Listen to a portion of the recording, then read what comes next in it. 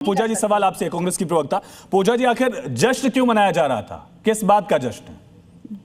Doctor पूजा त्रिपाठी। जश्न इसलिए मनाया जा रहा है क्योंकि लोकतंत्र की जीत हुई। आपने महिला आरक्षण के कंधे पर जो परिसीमन लाने की बात की थी, आपकी मंशा पहले दिन से ही खराब थी, आपकी मंशा पहले दिन से काली थी। प्रधानमंत्री जी आज 8:30 बजे राष्ट्र के नाम संदेश देंगे, शायद महिला आरक्षण बिल पर बोले, लेकिन प्रधानमंत्री जी ने तब इस देश को आश्वस्त नहीं किया जब ये देश गैस एजेंसीज की लाइन में लगा था, जब पेट्रोल पंप की लाइन में लगा था।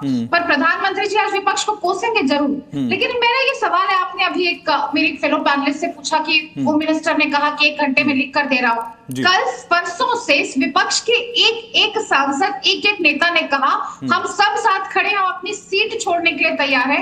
आप लोकसभा के प्रेजेंट स्ट्रेंथ 543 में से आप आरक्षण दे दीजिए हम, और ये 2023 में प्रस्ताव पारित हुआ था 434 आऊंगा। सुनिए, हाँ बोलिए पूजा जी। लेकिन वो नहीं करेंगे। आप 1 घंटा सदन रोक के ये नहीं कहेंगे कि हम परिसीमन को वापस करते हैं, डीलिंक करते हैं और 2023 वाला मसौदा हम अगले चुनाव से शामिल करेंगे। जिस सवाल का मैंने जिक्र किया डॉक्टर पूजा, वो सवाल केसी वेणुगोपाल जी ने पूछा था, आपके महासचिव ने पूछा था, उस पर जवाब दिया था गृह मंत्री ने। तो ये मांग भी विपक्ष की तरफ से उठाई गई थी, ये सवाल मेरा नहीं था। हाँ, ये वेणुगोपाल जी का सवाल था जिस पर जवाब आया। हाँ, लेकिन आप विपक्ष के सारे सांसद पूछ रहे हैं कि परिसीमन की जरूरत क्या है, सारे सांसद पूछ रहे हैं इसको क्यों लिंक किया जा रहा है। पूजा जी जवाब दीजिए, 543 में ये पॉसिबल क्यों नहीं था? जो सवाल है लगातार पूछा जा रहा है, इसका जवाब पूजा जी। नेहा जी। हाँ,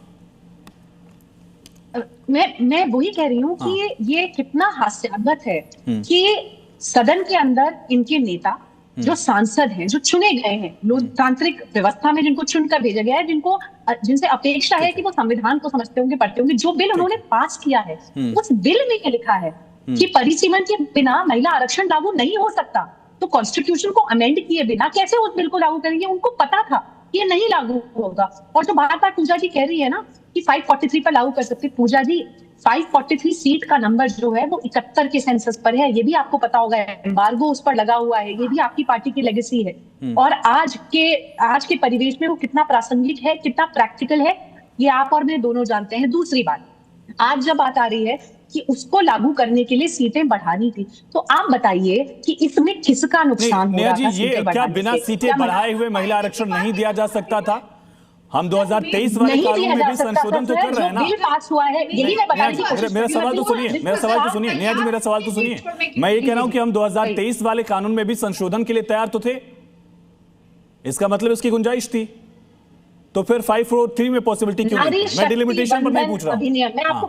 मैं आपको अक्षरशः पढ़ के बताती हूँ। नारी शक्ति वंदन अधिनियम यह प्रावधान करता है, ये किसकी बात कर रही हूँ मैं? 2030 में जो एक्ट पास हुआ है, नारी शक्ति वंदन अधिनियम यह प्रावधान करता है कि महिलाओं को आरक्षण के लिए 2026 के बाद आयोजित होने वाले सेंसस के उपरांत परिसीमन के आधार पर लागू कर जाना चाहिए। जिसको आप संशोधित करें, जिसको आप संशोधित करने के लिए तैयार थे, इस पॉइंट को आप संशोधित कर रहे थे, संशोधित करने के लिए तैयार थे। और जिस पर जब ये आक्षेप लगाया गया कि सदन स्टेट जो है कहीं ना कहीं इससे लॉस हो रहा है, तो उसमें